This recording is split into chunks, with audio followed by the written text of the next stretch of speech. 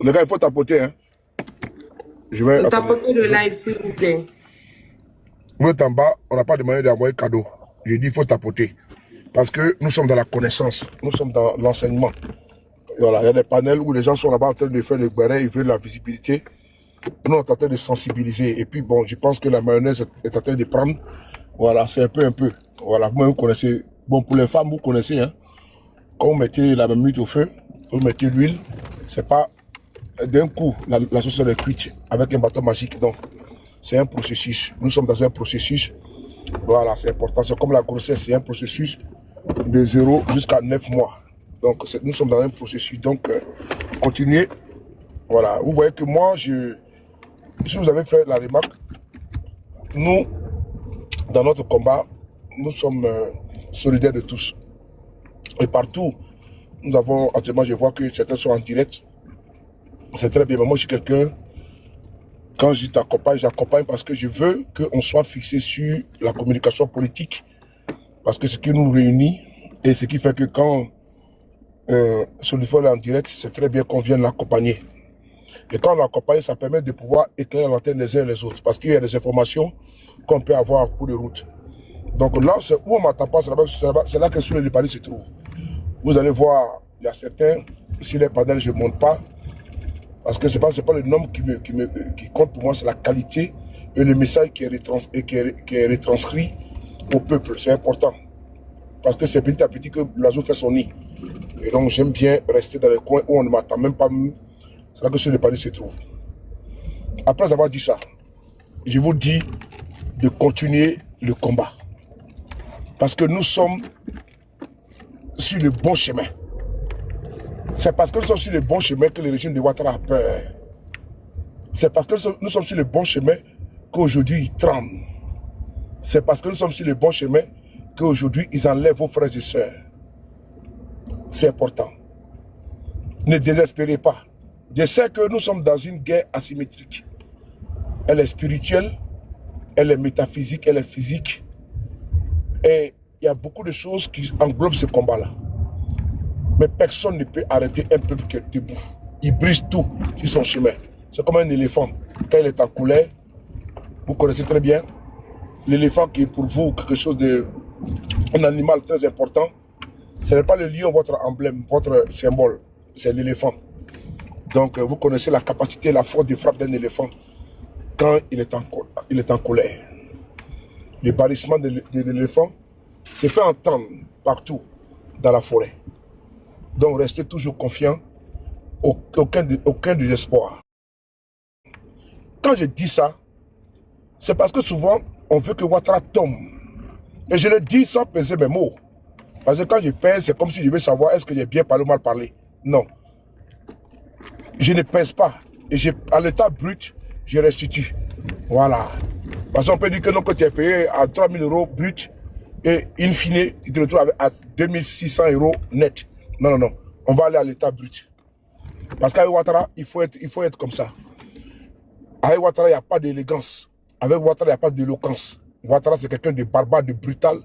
Ne tenez pas compte à l'air à la mine qu'il expose comme un vieillard, un sage. Mais il n'y a pas plus.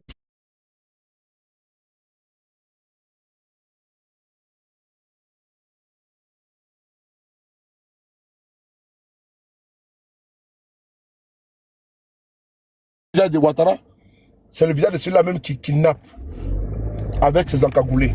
Ce n'est pas quelqu'un de sain. C'est un dangereux, c'est un bandit, c'est un voyou, c'est un délinquant.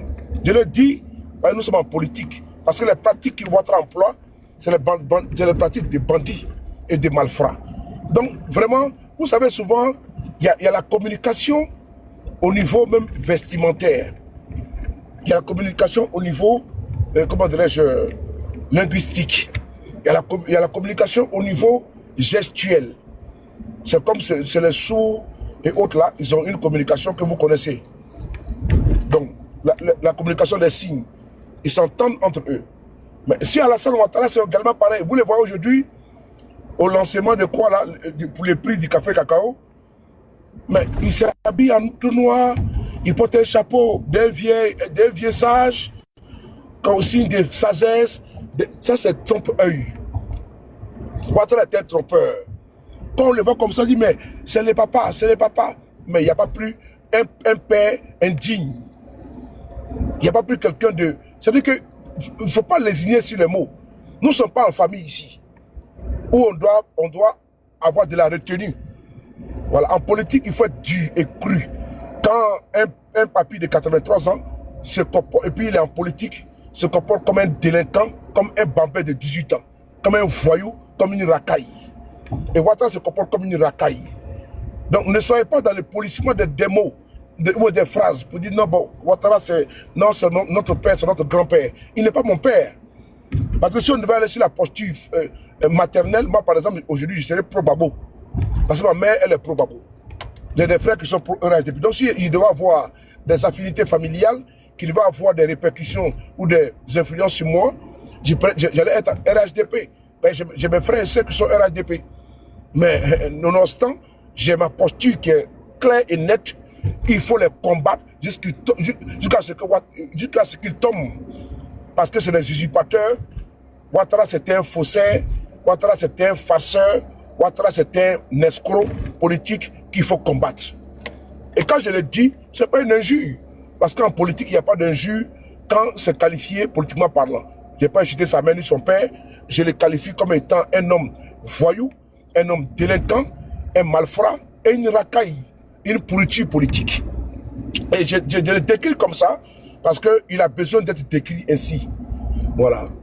Et donc, quand je dis ça, parce que c'est quelqu'un qui enlève nos frères, qui fait décapiter nos frères. Donc, quelqu'un comme ça, là, je n'ai pas de qualificatif pour le magnifier. Je n'ai pas magnifié quelqu'un qui est à la base de la décapitation de notre jeune frère Toussaint Kofi. Vous n'avez pas me demandé d'avoir un peu de retenue vis-à-vis de Ouattara, qui est à la base de la décapitation de notre jeune frère Toussaint Kofi. Je ne pense pas que vous qui êtes ici, vous n'êtes pas informé de cela, de l'assassinat crapuleux de Soro Kognon à Korogo, précisément le 7 juillet 2018, de l'assassinat de Koulibaly à Bobo, qui a assisté et bailli au bourrage des unes par les RDA à Bobo, il fut assassiné. Donc vous n'avez pas me demandé à moi sur le de Paris d'être dans une élégance parce que c'est non, c'est Ouattara. Non, un malfrat, c'est un malfrat. Ouattara, c'est un bandit, c'est un voleur, c'est un prévaricateur, lui et sa femme. Voilà, c'est des pilleurs qui sont venus piller notre pays. Donc, il ne faut pas les cajoler, il ne faut pas les caresser. Il faut être brut, dur et cru. Et donc, quand je dis ça, la fois dernière, et chaque fois, je vous bassine les oreilles. Et je pense que vous ne prêtez pas attention. Vous êtes dans une révolution que vous-même vous ignorez. Vous attendez un mot d'ordre, il n'y aura pas de mot d'ordre. Le mot d'ordre est déjà là. Le mot d'ordre est déjà là. Le mot d'ordre est déjà là. Je le dis avec certitude, je le dis avec assurance. Le mot d'ordre est déjà là. Le mot d'ordre là, c'est toi qui es contre le 4e mandat. C'est le chassement de Ouattara et sa bande. Et ça, le mot d'ordre. On n'a pas besoin que Guillaume Soro vienne faire un communiqué et dire voici le mot d'ordre. Il n'y a pas de communiqué à faire. Il n'y en a pas. Il n'y a pas de communiqué à faire. Donc toi, quand ta maison brûle là, tu attends les pompiers pour venir te dire ce que tu dois faire. Tu dois sauver ta vie. Quand ta maison crame là, est-ce que tu as besoin du pompier? Tu vas payer le pompier certes, mais tu vas prendre des dispositions. L'instinct de vie, de survie, va te pousser à prendre à avoir les réflexes. Comment tu dois te mettre en sécurité et mettre en sécurité certaines choses. C'est-à-dire que c'est un bien, ou bien tes enfants. C'est important. C'est important. Donc ça, c'est l'instinct de survie. Donc le mot d'ordre là, vous l'avez déjà. Chasser Alassane Ouattara, est-ce que les Népalais ont eu le mot d'ordre pour chasser les dictateurs? Aïe, il n'a pas eu de mot d'ordre. Il n'a pas eu de mot d'ordre. Nous sommes déjà là, nous on parle déjà. C'est un mot d'ordre déjà. Vous-même, vous parlez déjà, c'est un mot d'ordre. Vous-même là, vous vivez la réalité. Vous connaissez la réalité. Il suffit qu'il y ait d'abord l'intercelle et c'est parti. Je suis d'accord avec ce côté-là. Mais pour dire le mot d'ordre, il n'y aura pas de mot d'ordre. Parce que le mot d'ordre est déjà là. Tant que Ouattara au pouvoir, c'est un mot d'ordre, il faut le chasser. C'est tout.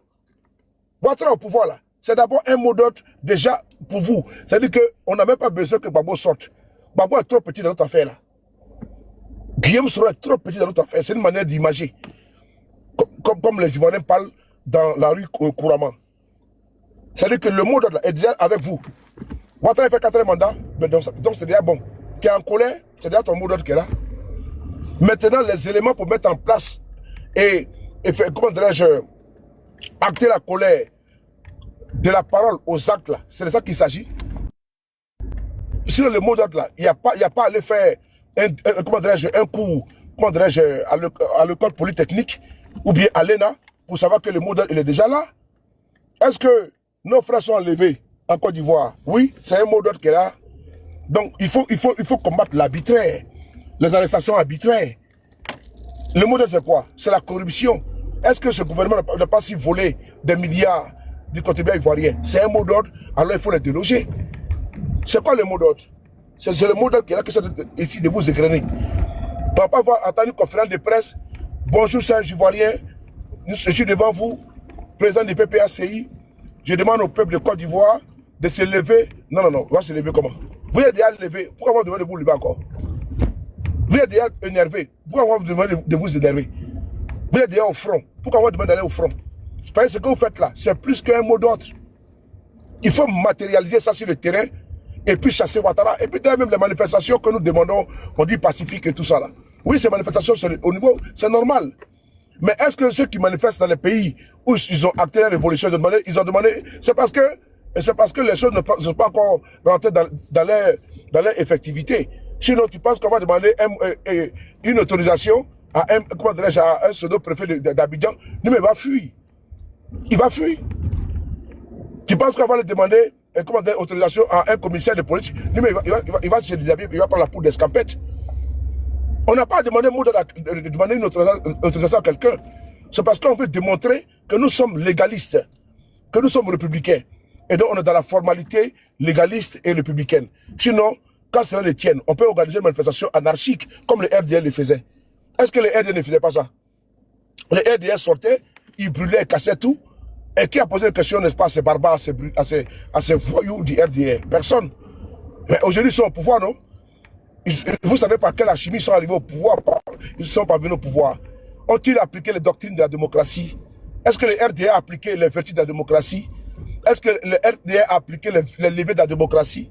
Pour qu'ils viennent vous dire, il faut demander autorisation à la préfecture, ou bien à la mairie, ou bien comme si on doit se conformer. Parce que sous eux maintenant, on doit être tous légalistes, on doit être républicains, on doit être démocrates, on doit être patriotes. Et donc quand ils étaient dans l'opposition, ils n'étaient pas patriotes, ils n'étaient pas républicains. Ils sont passés par le prisme de la déstabilisation, de la chienlit et du chaos. Et nous, on veut nous demander d'être vraiment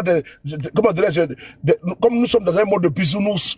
Nous, on doit être des opposants cajolants, des opposants biberonnés, des opposants chocos. Non, les républicains, eux, ils sont passés par quel canal pour arriver au pouvoir. Il faut aussi sortir de cette vie d'esprit-là, croyant qu'on a affaire à des personnes normales, ou à des personnes qui sont démocratiques. Les RDN n'a jamais été un parti démocratique. Ça a toujours été un parti de brigands, de gangsters et de casseurs. C'est ça qu'il s'agit. C'est ça qu'il s'agit. On ne peut pas changer. Un chien ne peut pas changer pour devenir un cheval ou bien un mouton ou un cabri. Comment vous pouvez me dire aujourd'hui que le RDN est devenu tout à coup soudain brusquement au pouvoir? Mais regardez leur comportement au pouvoir. Comme s'ils étaient dans l'opposition, barbare, au niveau verbal. Comment dirais-je, irrévérencieux, hautain, ils sont au pouvoir, ils ont un mépris. C'est-à-dire qu'avant dans l'opposition, ils méprisaient nos institutions, voilà, ils insultaient nos institutions, ils étaient en train de faire des campagnes de salissures, de souillures de notre État, en allant faire du lobbying aux États-Unis, qu'il y a des enfants qui travaillent dans nos champs de café et de cacao. Alassane Ouattara et sa femme l'ont fait. Et la Côte d'Ivoire a été sanctionnée. Et vous nous demandez aujourd'hui, nous, d'être vraiment des républicains, des patriotes. Et on voit des salopards là, des tondus et des pélèmes qui disent non, nous on est candidats, on va aller gagner les élections. Sincèrement, vous-même qui avez subi, comment dirais-je, le courroux et les affres de la Ouattara, maintenant vous êtes devenus tout à coup brusquement des personnes qui veulent maintenant encenser ces pouvoirs-là. Comme s'ils sont devenus des démocrates. C'est ce qui est quand même bizarroïde dans cette affaire-là. Que ceux-là qui ont subi, et comment dire, toutes les fureurs, les douleurs, hein, les attaques de ce régime-là, aujourd'hui sont devenus les accompagnateurs de ce régime. Et ils trouvent que non, allons-y ensemble avec nous. Ouattara est trop démocrate. Oui, non, ceux-là sont. Et ils nous traitent même des radicaux. Eux-mêmes nous traitent de radicaux. Ils nous traitent d'extrémistes. C'est-à-dire qu'eux-mêmes nous traitent d'extrémistes. Face à un extrême, on nous traite d'extrémistes. Ouattara était un extrémiste. Ouattara était un terroriste. Lui et sa bande. Et puis on nous demande à nous, voilà, vraiment votre discours là est trop guerrier. Ah bon? On doit faire quoi? On doit se coucher. On doit être des ventistes. On doit être des rampants, des reptiles. Face à Draman Ouattara, il va nous piétiner. Il va piétiner notre honneur. Il va piétiner notre dignité. Et puis après, il va faire quoi? Il va nous rendre apatrides, nous contraindre en exil. Et puis on va s'asseoir pour regarder. Et puis on dit non, ceux de Paris, non, il va très fort. Mais j'allais comment? Vous voyez que j'allais comment? Vous-même qui vous avez demandé dialogue là, vous avez accueilli pour faire dialogue là. Vous avez comment dire, pianoté ici. Dialogue. Il y a eu quoi dans le dialogue là? Zéro. Ça a couché d'une souris. Allez-y poser la question à ces gens là, de vous faire le bilan de leur pseudo-dialogue. Quand on a rencontré le RADP, en train de perdre le temps, en train de se jouer, comment dirais-je, les intelligents. Alors que c'est les plus cons et abrutis de la scène politique. On n'est pas pour les guignols de service, des zozos de foire. Konoko, on va les dialoguer avec Ouattara. Vous dialoguez avec un dictateur, il vous envoie, n'est-ce pas, Mamadou Touré. Vous pouvez vous distraire. Et ils sont contents d'accueillir les ministres. Quelqu'un, il faut envoyer un message à Dieu, il faut envoyer comme même à la fumée. Vraiment des conneries comme ça. On envoie les proverbes dans la politique, des plaisantins, des oiseaux, des guignols, hein? Des incrédules qui viennent dans la politique, et puis pendant que l'heure est grave, ils pondent des proverbes, et puis ils sont contents. Ils sont contents en train de jeter des proverbes à tout bout de champ, à tous les points de rue. On va leur demander quelque chose, on va dire non, il faut envoyer un message à Dieu, il faut donner la pluie. C'est quoi ça là? Ça aussi c'est imposant ça là. Et on est là, on fait avec ça. On fait avec tous ces bêtisiers là, les luttes de finesse, comment dirais-je, le goût. Parce qu'en politique aussi, il y a des goûts. Hein. Il y a des goûts. Il y a Goût Michel, il y a Delta, il y a Kissi Delta, il y a Boiri, il y a Gedessi, il y a tout dedans. En même temps, dans Côte d'Ivoire, il y a tout dedans. Il y a tout dans notre politique. Il y a Gedessi, il y a, comment dirais-je, Akissi Delta, il y a Eleonore Kwame, tout le monde est dedans. Dans notre politique de Côte d'Ivoire, il y a trop de plaisantins dedans. Trop de plaisantins. Pendant que le monsieur joue avec notre destin, et ils sont contents. Non, nous, on est républicains. Ah, vous êtes républicains? Vraiment de Dieu. Oh, vraiment. Non, respect les institutions. Mais c'est les mêmes à qui vous avez affaire dans respecter votre institution. Et il a dit qu'il va vous chasser du pouvoir. Et il a fait. Et maintenant, ça lui, maintenant, on vient faire, on va baiser son pied. On dit vraiment, tellement qu'il a tellement baisé, tellement qu'il a traumatisé certains, qu'il vient même se coucher même ici sur leur dos. Papa, moi je suis mon ventre. C'est toi le roi, le moron là-bas de Côte d'Ivoire. Et puis ça, on doit faire ça avec ça. Tout ça là, c'est bêtisier là. Tout ça, c'est de la scène politique ivoirienne. Il y a tout, c'est un fourre-tout. Il y a tout dedans. Il y a son mousseau, il y a son garçon, tout est dedans. Et puis on va, c'est un panier à crabes. Et puis il y a des crabes à l'intérieur dedans. Il y a escargot, il y a djopa, il y a tout dedans. Poisson pourri, poisson frais, il y a tout dedans. Que de la bêtise. Que de la bêtise. Pendant que les gens se battent. Alors pourquoi je voulais ici vous encourager encore par le plus, vous faire écouter certaines choses. Voilà. Il faut, si on dit que vous êtes radicaux, il faut dire qu'on est radicaux parce qu'on aime notre pays. Voilà, ceux qui sont tellement jolis et ceux qui sont tellement choquants, des plaisantins qui portent des cravates pour aller faire combat politique. Des plaisantins, c'est-à-dire que pour faire combat politique, ils doivent porter cravate et porter les mocassins, porter les Winston. Voici des gens, c'est-à-dire que pour faire politique, ils doivent porter cravate. Ah, vraiment politicien de Côte d'Ivoire. Et il doit porter cravate parce qu'il doit être joli, il doit être bien, il doit être avec, c'est-à-dire que bon tailleur, bien, avec la texture, la finition, le repassage bien polissé, devant les caméras. Là, on sait qu'il est un bon politicien. Alors que c'est un plaisantin, un compromis, un ventriloque. Hein? C'est ça que nous sommes aujourd'hui en Côte d'Ivoire. C'est un plaisantin, on n'a pas besoin. Hein? Parce que si Ouattara, ils vont l'accompagner et puis ils font mot d'ordre. Il y a certains qu'on va proprement jusqu'au Libéria. On va les propres jusqu'au Ghana. Non, Ghana même, c'est même mort pour eux. Jusqu'au Nigeria, Libéria. On va les propres jusqu'au Bénin. C'est Patrice Talon. On va écouter une vidéo ici. Une bande de plaisantins. Ils vont se reconnaître là-bas. Ils vont se reconnaître, ils vont se débêter entre eux là-bas. Écoutez. Il président Rajoelina pensait calmer la colère du mouvement Gen Z en limogeant son gouvernement et son fidèle Premier ministre qui était à ses côtés depuis 7 ans et que certains pensaient indéboulonnable. Pourtant, cela a endurci, voire amplifié la manifestation. Ce mardi, la Gen Z s'est donné rendez-vous à 11 h. Très rapidement, les forces de l'ordre leur ont proposé de se rassembler dans un stade de rugby, le fameux stade Maquis, qui se trouve à l'extérieur de la ville, mais la Gen Z a refusé. Leur objectif était clair, atteindre la fameuse place de la démocratie. Nous avons atteint notre objectif aujourd'hui, ont-ils déclaré sur leur page Facebook, mais nous restons méfiants face à ceux qui essaient de récupérer notre mouvement pour en récolter les fruits. Ils font allusion notamment à certains élus qui ont rejoint les rangs des manifestants.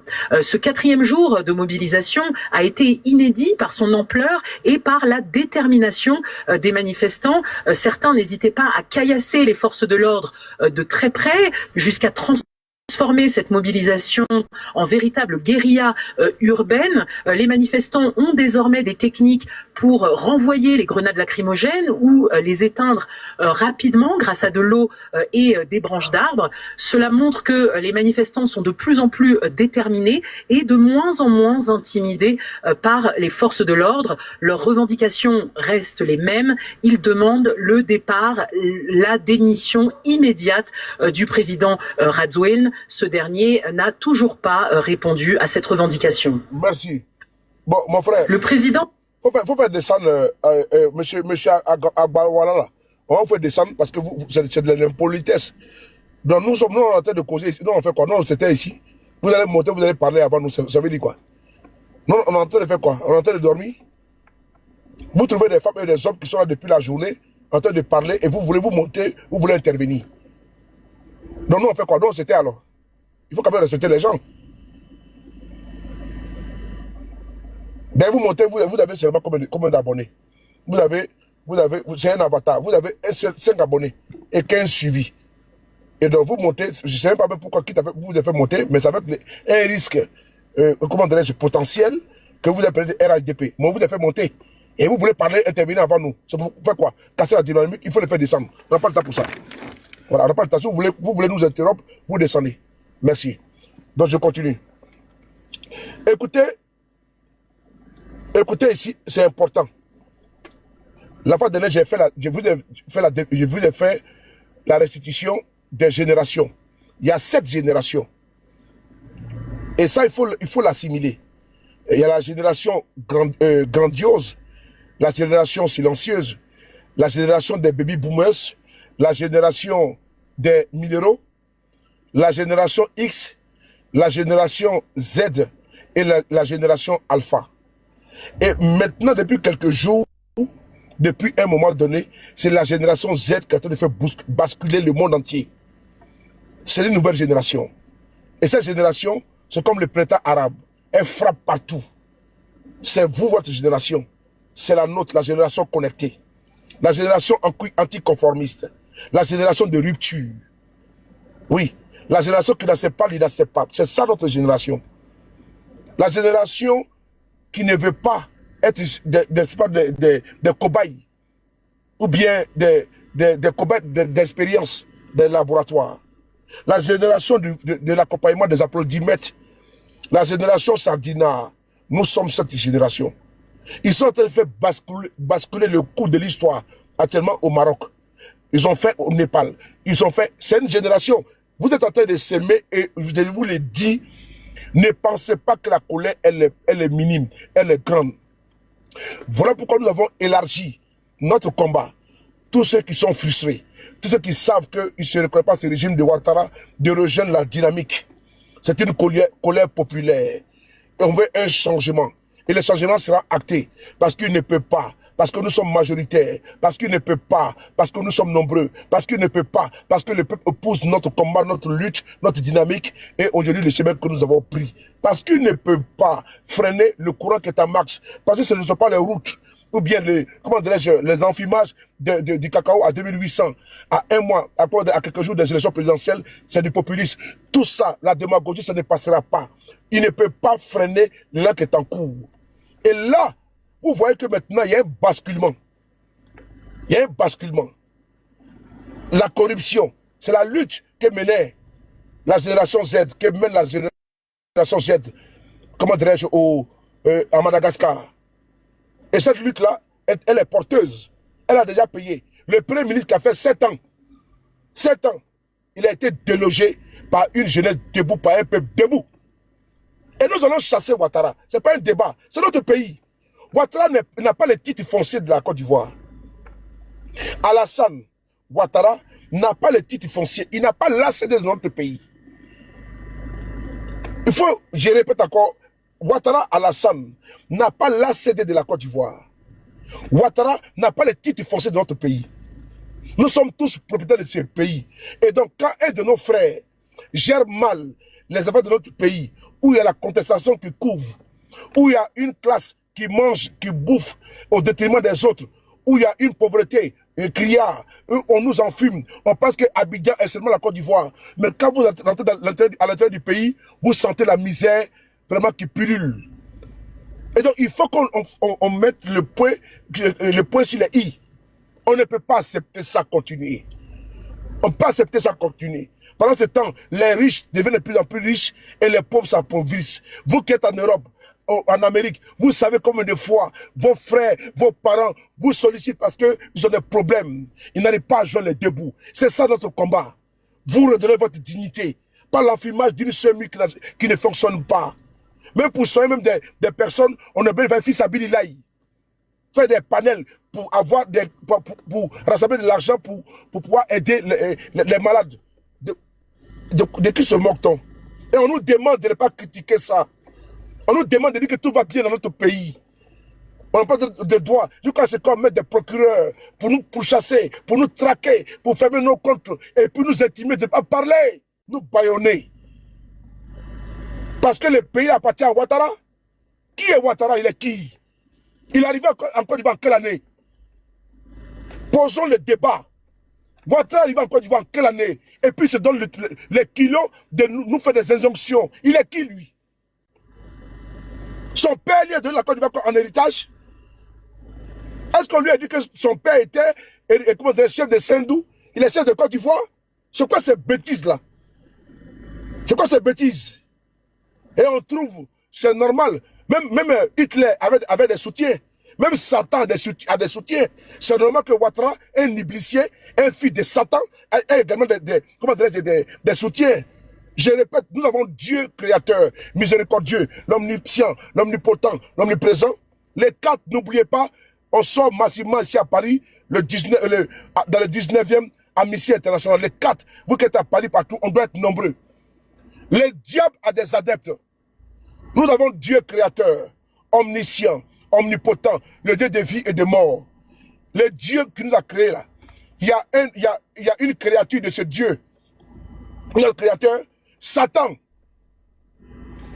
qui arrache des fils de ce même Dieu et que ses fils soient égarés. Il a des adeptes qui croient en lui. Donc Ouattara, c'était un iblicien. C'est normal, si Satan même a des adeptes vis-à-vis de Dieu même, face à Dieu notre créateur. Mais qui est Ouattara pour ne pas avoir des adeptes perdus, des personnes égarées, des âmes damnées, des êtres déchus, des déchéances morales, physiques, intellectuelles, des personnes immorales, des personnes sans vertu et sans vergogne. Quand nous on se bat, c'est eux qui pensent que nous on est contre notre pays. On n'est pas contre notre pays, parce que notre pays c'est notre mère. On est contre lui qui gère notre pays. C'est malfrat, c'est prévaricateur, c'est voleur, c'est pilleur, c'est gangster. On est contre lui. On va essayer d'écouter cette vidéo. On va laisser ça. Partagez, tapoter. Je suis dessus. Le président Radzouen pensait calmer la colère du mouvement Gen Z en limogeant son gouvernement et son fidèle Premier ministre qui était à ses côtés depuis 7 ans et que certains pensaient indéboulonnable. Pourtant, cela a endurci, voire amplifié la manifestation. Ce mardi, la Gen Z s'est donné rendez-vous à 11h. Très rapidement, les forces de l'ordre leur ont proposé de se rassembler dans un stade de rugby, le fameux stade Maki, qui se trouve à l'extérieur de la ville, mais la Gen Z a refusé. Leur objectif était clair, atteindre la fameuse place de la démocratie. Nous avons atteint notre objectif aujourd'hui, ont-ils déclaré sur leur page Facebook, mais nous restons méfiants face à ceux qui essaient de récupérer. Le Premier ministre était indoublonnable, il a été délogé. Quand vous avez écouté, non, si certains parmi vous ont écouté le message du président malgache à l'ONU, il y a cela 4 jours, mais vous avez dit que Madagascar, vraiment c'est un paradis sur terre. J'aime bien Madagascar. Mon père a vécu à Madagascar. Oui, mon papa à moi. Et donc il connaît bien Madagascar. Et vraiment il nous racontait un petit peu Antananarive et autres. Mais aujourd'hui où je vous parle, à l'heure où je vous parle, le Premier ministre qui a fait 7 ans, il a été délogé. Est-ce qu'il s'attendait d'être délogé? Il a été délogé. Le Premier ministre qui était indéboulonnable, l'homme qui croyait que non, on ne peut rien le faire, et puis dit, c'est moi là, il a été délogé. C'est ça le combat que vous menez. Vous ne savez pas la portée de votre combat. Nous allons déloger Ouattara parce que le palais présidentiel ne l'appartient pas. C'est le palais du peuple. Ce n'est pas le palais de Ouattara. Ce n'est pas le palais de la famille Ouattara. C'est le palais du peuple. C'est le palais du peuple. C'est le palais de Riri. C'est le palais de Mélissa. C'est le palais de Sénoufo. C'est le palais de Sceaux de Paris. C'est le palais de KGB. C'est le palais de la Binos. C'est le palais de Jika. C'est votre palais à vous. Ce n'est pas Ouattara qui a construit le palais. C'est notre palais à nous. Celui qui rentre là-bas, c'est un locataire. Il doit nous rendre des comptes. Et quand on n'est pas content, on le déloge. C'est ça le vrai point. Le palais présidentiel n'a pas le titre foncier de la famille Ouattara. Le titre foncier appartient au peuple de Côte d'Ivoire. Alors, quand le peuple voit que le locataire n'est pas un bon locataire, le peuple le déloge. C'est tout. Est-ce qu'on a besoin d'aller demander des autorisations à quelqu'un? Est-ce qu'on a besoin d'aller demander un service à quelqu'un? Non, je suis désolé. Ton locataire, tu vois que ça ne va pas, tu le déloges. Tu lui dis, bon monsieur, allez-y, on rend le bail. Il ne veut pas te l'avoir au tribunal, puis tu le déloges. Et puis on va les juger, et puis on les chasse. Donc, Ouattara va les chasser, c'est tout. Le bail n'est pas à lui. C'est ça, il faut enlever dans la tête des gens que non, le Ouattara, il est synonyme de l'État de Côte d'Ivoire. Ouattara n'est pas synonyme, même Houphouët-Boigny, la Côte d'Ivoire ne lui appartenait pas et ne lui appartient pas. Ça ne lui appartient pas. Un président travaille pour le peuple. Quand une majorité du peuple n'est pas content, on le chasse. Et on va le chasser. Il n'y a pas autre chose, il sera chassé. Comme un bandit, un malfrat, on va le traquer comme un gibier. On continue. Récupérer notre mouvement pour en récolter les fruits. Ils font allusion notamment à certains élus qui ont rejoint les rangs des manifestants. Ce 4e jour de mobilisation. Des jeunes qui ont rejoint le mouvement, des politiciens ont rejoint le mouvement. Dans la génération du qu'ils s'en méfient. C'est 4 jours de mobilisation seulement. Le régime est en train de vaciller. Le régime est en train de vaciller. Le régime est en train de compter ses heures. Tous les ministres ont été chassés. Il reste seulement que le président. En 4 jours. En 4 jours. Nous, on peut le faire en Côte d'Ivoire et on va le faire. On va le faire. Mais Madagascar, mais la France prédomine là-bas. Malgré ça, les jeunes sont debout pour chasser le président. C'est de ça qu'il s'agit. On n'a pas besoin d'ordre de l'ONU, de l'Union africaine, ou bien de quoi. C'est nous qui devons faire notre révolution, chasser notre dictateur. Ben, c'est à nous qu'il appartient, c'est nous qui maîtrisons, c'est pas l'ONU, c'est pas la France, c'est pas les Français, les Anglais et les Américains. Nous là, c'est notre mal, on va extirper le mal, on va jeter le mal. C'est tout. Ouattara là, c'est pas les Camerounais qui maîtrisent, hein, ni les Béninois, c'est les Ivoiriens. Et donc, c'est aux Ivoiriens de chasser les dictateurs. Donc, l'ONU vient en Côte d'Ivoire, l'Union africaine, nous, on s'en bat les steaks. On s'en bat les steaks. Parce que eux, ils n'ont pas de soucis. Et ils paient l'avion, ils viennent après, ils s'en vont. Mais c'est nous qui vivons au quotidien, comment dirais-je, la dictature de Ouattara. Et de ça, nous d'extirper le mal. Parce que Ouattara est un poison. C'est à nous de l'éjecter et nous allons le faire. Ne soyons pas dans les discours. Là, de terminer où on devait être dans le politiquement correct. On a épuisé tous les recours. Le peuple maintenant doit s'autodéterminer et chasser son dictateur. C'est de ça qu'il s'agit. Les blablabla par-ci, les blablabla par-là, c'est terminé. L'heure maintenant à faire quoi? L'heure est au chassement. On continue. A été inédit par son ampleur et par la détermination des manifestants. Certains n'hésitaient pas à caillasser les forces de l'ordre. Voilà. L'heure est à la détermination. Qui pouvait croire que les Malgaches allaient être déterminés? Mais ils ont supporté, moi, de dire trop c'est trop. Ils ont dit trop c'est trop. Nous on dit en Côte d'Ivoire trop c'est trop. On en a marre. 15 ans c'est trop. 20 ans encore, il faut les chasser. Ah! Il faut bloquer un avorton là. Un enfant que sa maman a oublié de le chasser dans les voies. Il faut jeter vite. Il faut tirer la chasse d'eau. Tire la chasse d'eau. Il faut tirer la chasse d'eau. Tu as tiré la chasse d'eau? Il faut tirer la chasse d'eau. Parce que, voilà, quand il parle comme ça spire. Il y en a, voici encore. Faut tirer la chasse d'eau. Tirer la chasse d'eau. Parce que l'odeur, ça pue ici, s'il vous plaît. Il y a un certain... Où c'est le modérateur, là? Le modérateur fait votre travail, là.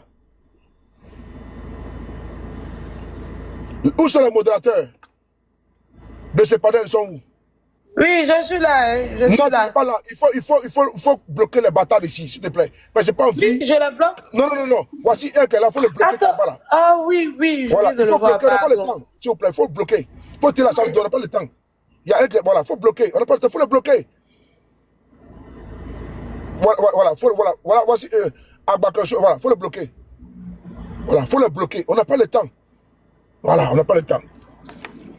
Les modérateurs, il ne faut pas jouer avec ça. Hein. Parce que nous sommes tendus. Parce qu'ils jouent avec nos nerfs. Ben, il faut les bâtards sauter un à un. Ces bandes d'idiots là. On continue. Faut les laisser, non? Moi, je m'occupe d'en bas. Faut parler seulement. Mais il faut les bloquer. Non, il faut les bloquer. Champion, on n'a pas le temps. Il vient nous distraire. Non, je l'ai bloqué même. Je l'ai bloqué. On n'a pas le temps. Tu peux les muter, mais ne les bloque pas. Ils vont nous écouter. Ça leur fait mal là-bas. Tu les mutes là-bas. D'accord. Voilà, tu tires la chasse d'eau. Voilà. Tapoter. Il y a quelqu'un qui dit ça coupe. Tapoter, s'il vous plaît. Voilà, faut. Non, ça coupe pas. C'est moi qui coupe les Ah, d'accord. Donc, le Premier ministre a été déboulonné. En 4 jours, ils ont fait ce que le monde entier ne pensait pas. On continue. De très près, jusqu'à transformer cette mobilisation en véritable guérilla urbaine. Les manifestants ont désormais des techniques pour renvoyer les grenades lacrymogènes ou les éteindre rapidement grâce à de l'eau et des branches d'arbres. Cela montre que les manifestants sont de plus en plus déterminés et de moins en moins intimidés par les forces de l'ordre. Leurs revendications restent les mêmes. Ils demandent le départ, la démission immédiate du président Rajoelina. Voilà. Est-ce qu'il y a eu il n'y a pas eu de mot d'ordre à Madagascar? Il n'y aura pas de mot d'ordre en Côte d'Ivoire. Le mot d'ordre est déjà là. Non, 4e mandat. C'est comme la Bible et le Coran. Permettez-moi de ne pas profaner ces saintes écritures. Mais quand tu ouvres la Bible, quand on dit dans Matthieu 7,7, tapez, on vous ouvrira. Demandez, on vous donnera. Mais c'est codé. C'est en train de déchiffrer. Mais tu veux encore que Dieu déjà pour venir déchiffrer pour toi? Non. Il faut décoder les paroles de la Bible. Il faut les décoder. Comme le Coran également. C'est important. Les modérateurs, il faut travailler en bas. Ils sont là. Ouais, eh non, mais sous l'effort. Ouais, bravo. Vous voyez? Ouais, je donne le cadeau RDR. Vous venez pas quoi ici? Rentrez chez vous là-bas.